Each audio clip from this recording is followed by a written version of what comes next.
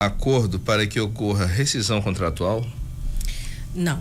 Então, antes de mais nada, eu quero desmitificar o direito do trabalho, né? Porque quando ele foi criado lá em 1943, por Getúlio, realmente foi para explicar o óbvio, né? Que todos temos direito, principalmente o trabalhador.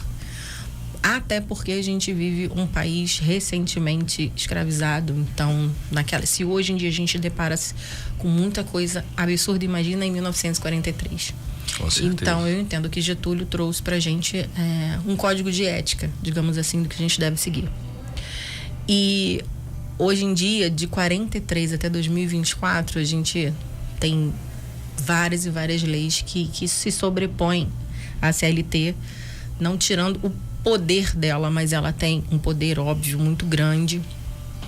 Então a gente tem que, a princípio, deixar de pensar que a CLT e o direito do trabalho é para o trabalhador, é para reger as regras trabalhistas. Então, muita gente, quando procura um advogado trabalhista, na cabeça dele ele tem direito simplesmente porque ele foi um trabalhador. E não é mais assim que funciona. Hoje em dia a gente tem que seguir as regras. São direitos e deveres, né? Exatamente. Não é só o bônus, tem um ônus também. Óbvio que há 50 anos atrás, quase todos os juízes eram pró-trabalhador. Hoje em dia, graças a Deus, a gente encontra muita gente boa que trabalha em prol da lei. Então, porque a gente via antigamente, é quem fala, né? Muitas empresas que agiam de forma ilegal com o trabalhador. Então, esse trabalhador, ele tinha esse direito. Exatamente. E conforme foi o tempo, até a própria mentalidade dos trabalhadores, empregadores, dos empresários, começaram a mudar um pouco quanto isso. Exatamente. E por incrível que pareça, hoje em dia tem trabalhador que age de má fé com o seu empregador ou seu ex-empregador também. Tanto que muitos clientes, empregadores falam: doutor, eu já perdi. Já perdeu por quê? Porque eu sou a empresa.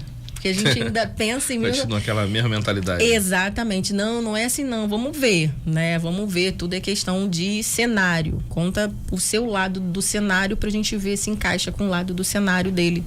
Que são perfis, na verdade, né? A gente entra com o perfil autor, o perfil réu e o Estado, em sua matéria, magistrado, que decide um lado ou outro. Exatamente, mas não é mais pró-trabalhador, é pró-lei. Então, acontece muito, voltando à sua pergunta, do trabalhador achar que o seu empregador tem que fazer acordo porque você não quer mais ficar na empresa. E não é assim que funciona. Se você não quer mais ficar na empresa por um motivo pessoal, você vai ter que pedir demissão. Agora, se o seu empregador não estiver cumprindo uma obrigação dele, como hora extra, salário, férias, 13º, FGTS, aí você pode pedir a demissão do seu empregador. Mas e aquela questão que às vezes o funcionário ele pede demissão e fala que foi coagido, que foi forçado a pedir a demissão, mesmo fazendo a carta por próprio punho. Que não existe mais, tem muito isso, forma, né? Eu fiz a carta, mas isso não existe mais. Como que funciona isso hoje? Falar que foi coagido a pedir demissão. E aí o ônus da prova é do empregador mostrar que não foi coação. Então, quando você não quer ficar na empresa, você tem o seu direito, assim como a Constituição Evalística Popozuda fala, você não é obrigado a nada. Você pode sair da sua empresa, mas não obrigue o seu empregador, se ele está agindo como ele tem que agir, a te demitir, porque você não quer perder alguns direitos.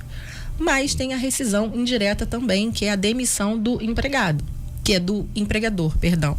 Se o seu patrão não tiver agindo com o que está dentro da lei, pagando o que ele tem que te pagar, se ele está faltando com algo que é obrigação dele, você pode entrar com a rescisão indireta, que vulgarmente falando é a demissão do seu empregador. E aí o juiz que vai saber, né? Lembrando que rescisão indireta não é você sair da empresa, é você continuar trabalhando e o juiz decidir se você deve sair ou não, receber os seus direitos ou não. E se o juiz decidir que não cabe rescisão indireta, você tem que voltar para as suas funções. Mas a obrigação de acordo, isso não existe. Bem interessante isso.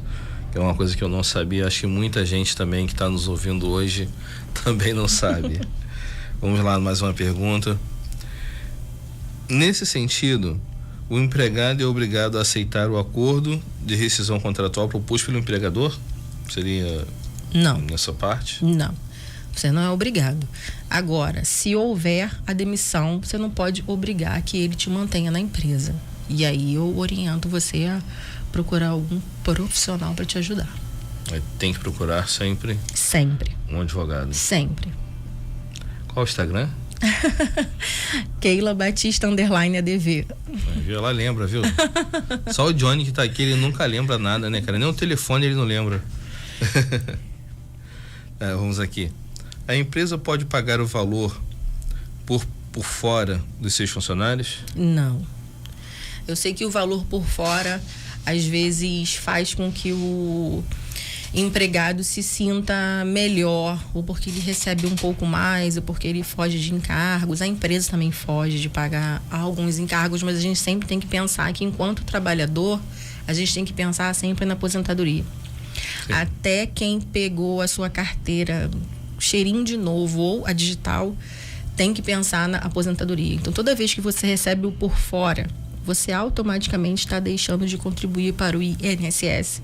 E aos 20 você não vai sentir, mas aos 60 você vai sentir falta dessas contribuições que você deixou, porque você resolveu ou aceitou receber por fora. Valor por fora, né?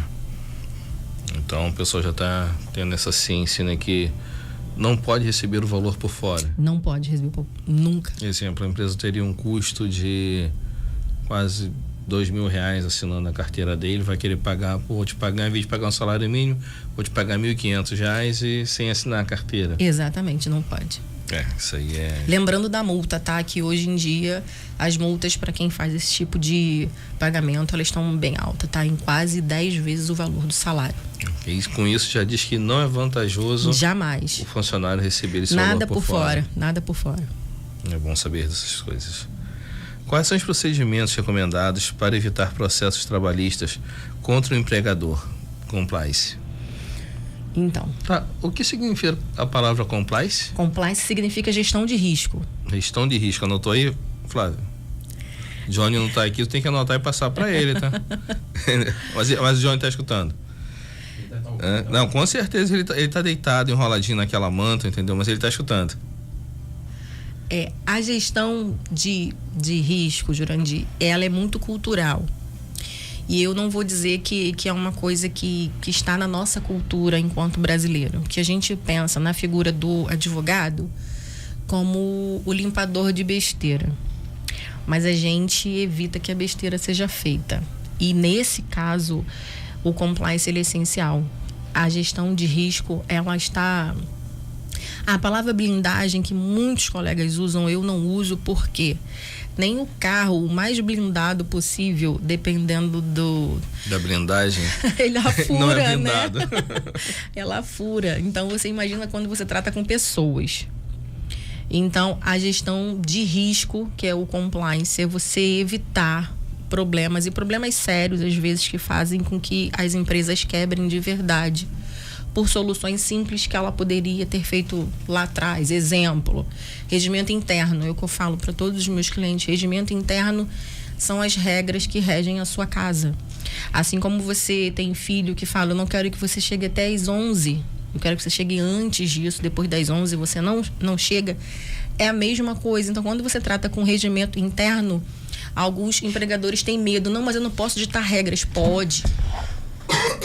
Você pode e deve ditar regras, porque a casa é sua. Então, quando você dita regras desde o momento que você contrata e faz com que essas regras sejam reverberadas a cada 6 meses, a cada 3 meses, para atualizar o seu empregado, não tem como dar errado lá na frente. Óbvio que alguma coisa ou outra sempre nos escapa, porque nós estamos tratando com pessoas. Mas quando você dita regras, é muito... muito menos chances de dar algum problema lá na frente. E eu brigo muito, porque eu sou uma advogada atípica, eu sou antiprocesso. Nós somos o 10º país mais judicializado do mundo. e a seara trabalhista, ela não cabe mais processos. E se você passar uma peneira, às vezes são processos que não tinham tanta necessidade. Por isso que as pessoas hoje chegam em qualquer coisa, vou colocar na justiça. Peraí, vou botar o advogado, o trabalhador, o empregador na justiça.